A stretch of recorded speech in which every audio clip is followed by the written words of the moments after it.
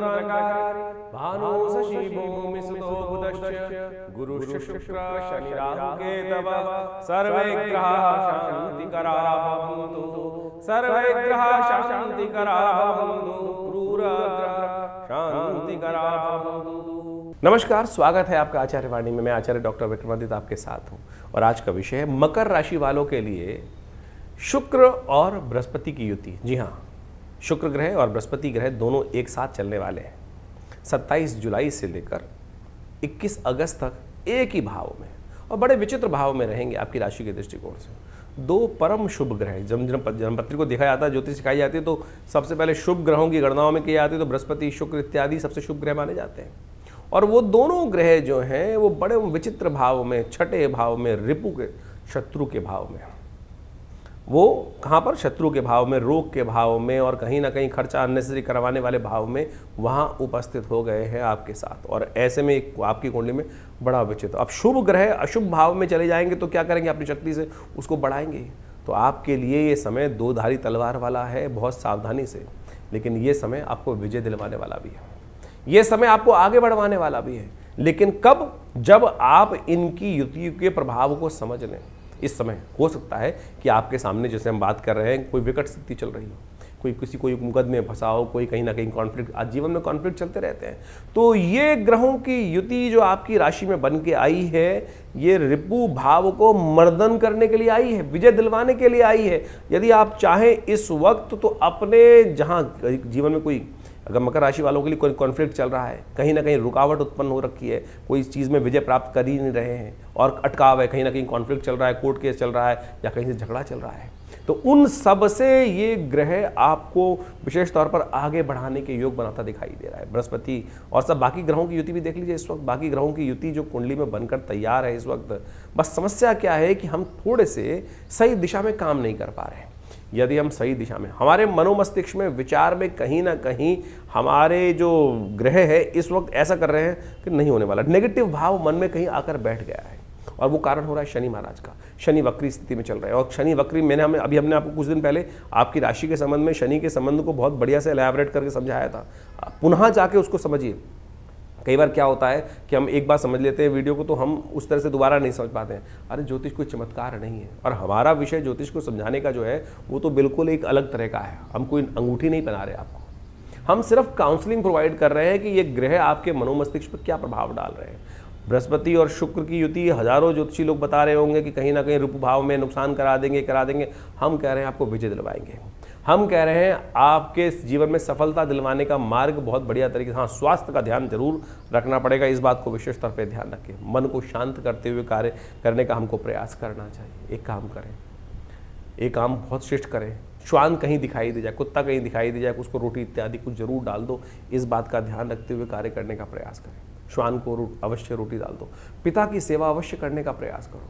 पिता हैं तो आपके बहुत अच्छे हैं, आप दूर रहते हैं, अगर पास में रहते हैं तो उनका रोज चरण छू के एक बार आशीर्वाद लेने। माता पिता की जितनी चरण सेवा करोगे ना, इस वक्त उतने बढ़िया वारे न्यारे होने के योग आपकी राशि में बनते दिखाई देंगे। लेकिन ध्यान रखना, शुक्र और बृहस्पति की युति जो इस वक्त रिपु भाव में है वो कहीं ना कहीं भोग विलासिता भी, कुछ लोगों की प्रवृत्ति थोड़ी बदमाशी की तरफ भी जा सकती है, भोग विलासिता की तरफ जा, और वो विलासिता की तरफ अगर ज़्यादा लिप्त हो गए तो क्या होगा, केवल समय बर्बाद होगा।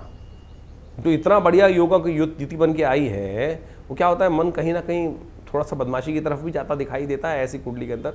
उसको कहीं रूल आउट नहीं किया जा सकता, उसका एक प्रभाव है भोग विलासिता की तरफ। ये न कि न प्रकारेण व्यक्ति के मनोमस्तिष्क में कुछ ना कुछ खुराफात चलती रहेगी, ऐसे योग भी चलते रहेंगे। ऐसे में उसको शांत करने का हमको प्रयास करना चाहिए। पिता, गुरु, माता पिता के सानिध्य में बैठने का प्रयास करना चाहिए, थोड़ा उनका आशीर्वाद लेने का प्रयास करना चाहिए। तब क्या होगा, थोड़ी लगाम में रहोगे। और व्यक्ति यदि लगाम में रहता है तो क्या होता है, बहुत तेज गति से, अगर घोड़ा लगाम हटा दो घोड़े की तो क्या होगा, घोड़े की लगाम हटा दोगे तो क्या होगा, घोड़ा बिदक के कभी इधर भागेगा कभी इधर भागेगा। और आदमी ने क्या किया, घोड़े को लगाम में लगाया, उसको कंट्रोल में किया और फिर क्या की, बड़ी बड़ी विजय प्राप्त कर ली। क्या हुआ, यानी ऑर्गेनाइज्ड वे में काम।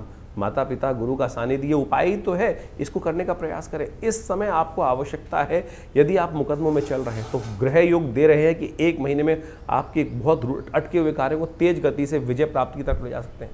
तो आप एक काम करें, भगवती महाकाली का यज्ञ करें, महाकाली के मंत्र का स्तवन करें, ऐसे में जो मुकदमों में दिक्कत चल रही है, नई विजय प्राप्त हो रही है, यदि दुर्गार्ति शमनी का प्रयोग भगवती के नाम से कर लिया जाए तो हमारा अनुभव ऐसा है कि रुके हुए कार्य बहुत तेज गति से इस वक्त, अब ग्रहों का गोचर क्या होता है कि लोहा गर्म में चोट मारने की देर है और काम पूर्ण होने के रास्ते बन सकते हैं। तो यदि आप इस समय गोचर के प्रभाव को समझने का प्रयास करेंगे तो इतना सुंदर योग आपकी राशि में बनकर तैयार है कि ऐसे में बहुत बढ़िया तरीके से आपके लिए लाभ के रास्ते खुल सकते हैं। हल्दी का टीका नित्यपति माथे में लगाने का प्रयास करें। और भी बहुत सारे उपाय हैं। इस बृहस्पति और शुक्र की युति को बहुत अच्छे समझने की ज़रूरत है। तो इस प्रकार से बृहस्पति और शुक्र की जो युति है वो आपने समझी। ये ग्रहों की युति जो होती हैं और योगा योग जो बनते हैं, परस्पर टकराव बनते हैं, इसका प्रभाव जीवन में हर क्षण पड़ता है। और जब गोचर में इस प्रकार की युति हो तो हमको समझना चाहिए कि उन ग्रहों का प्रभाव क्या हमारी कुंडली के अनुसार से पड़ रहा है। ऐसे में देखें, बृहस्पति ग्रह और शुक्र ग्रह का संबंध बड़ा विशेष है। दोनों ज्ञान के प्रतीक हैं और ऐसे अद्भुत ज्ञान के प्रतीक हैं कि आप समझ सकते हैं कि दोनों के दोनों ने अपने शिष्यों को बिल्कुल उत्कृष्टता तक, बिल्कुल टॉप तक पहुंचाने का सुंदर कार्य किया। देवगुरु बृहस्पति तो साक्षात देवताओं के गुरु माने जाते हैं, लेकिन शुक्र के संबंध में बात कहा जाए तो वो दैत्यों के गुरु माने जाते हैं।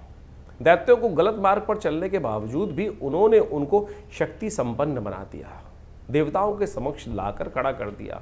देवताओं को भी कई बार पराजय का सामना उन दैत्यों के समक्ष करना पड़ा। कारण क्या था? शुक्र के कारण से। गुरु के जिस प्रकार से सानिध्य में रहकर ग्रुरु के आदेशानुसार चलने के कारण से किस प्रकार का स्थिति उन्होंने, यानी केवल शुक्र के प्रभाव के कारण से।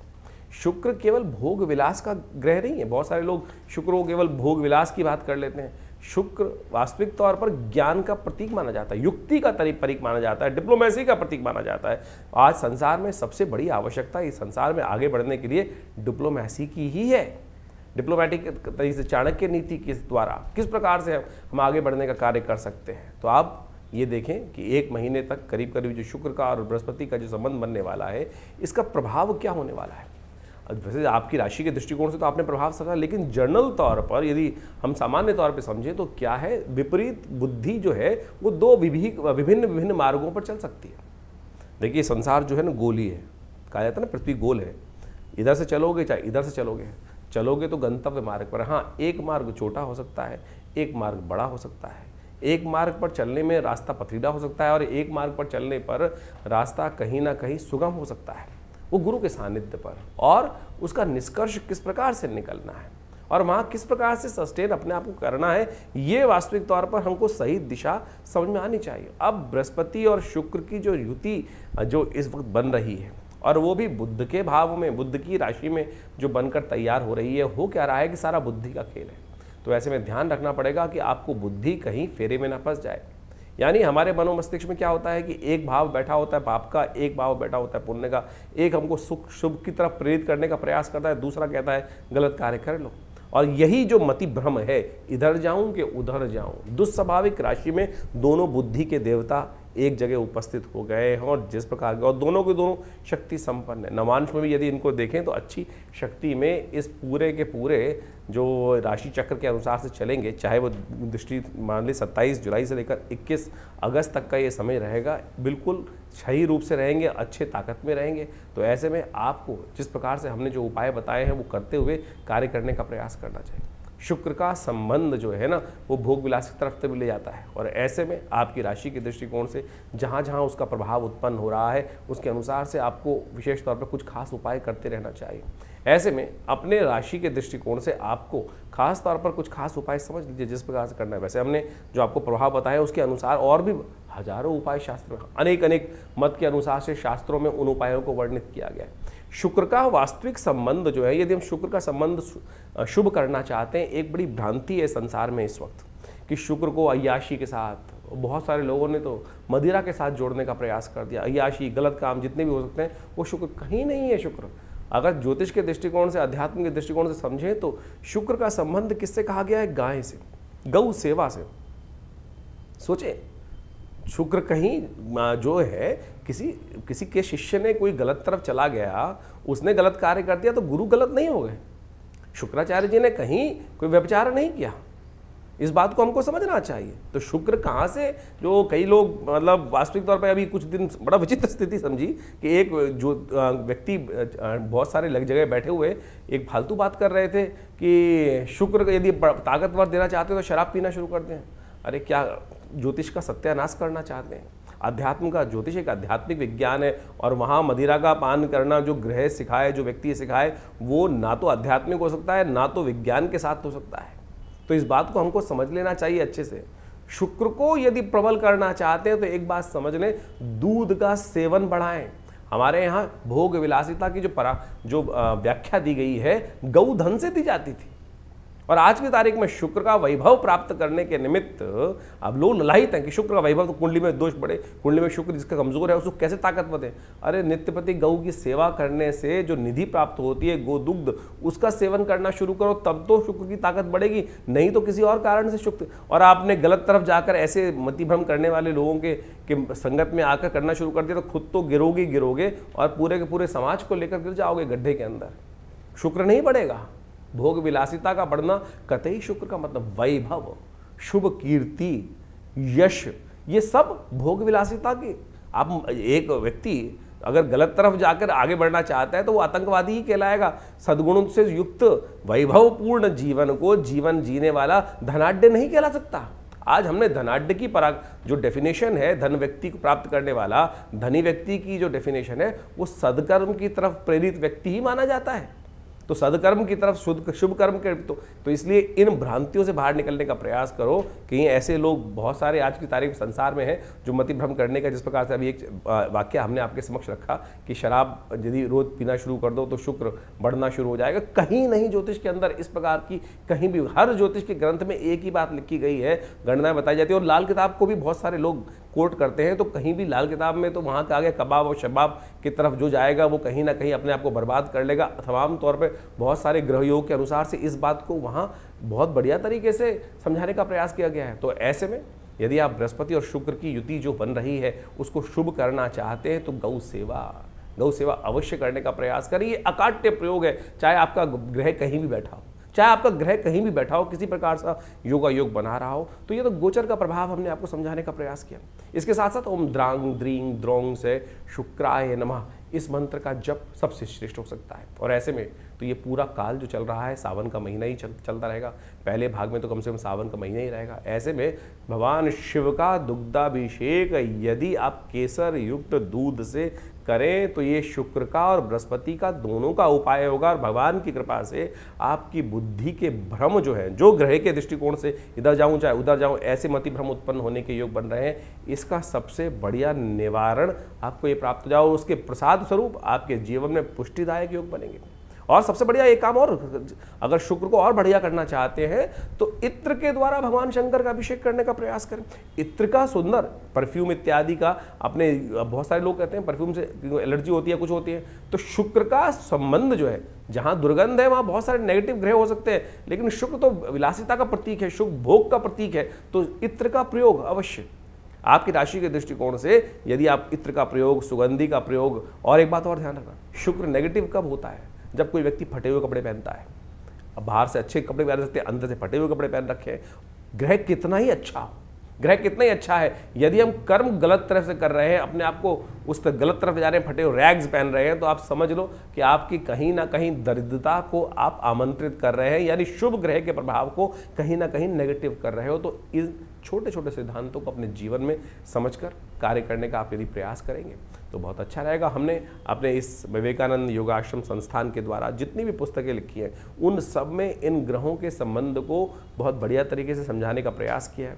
और उन ग्रहों के निवारण के लिए सबसे बढ़िया दैविक मार्ग ही है, उपासना मार्ग ही है, प्रार्थना मार्ग ही है, जिन पर जाकर आप ग्रहों के विभिन्न उपायों को करके अपने कष्टों का निवारण कर सकते हो। सबसे बढ़िया है मंत्र जप करना, भगवान का स्तवन करना, भगवान के सुंदर जो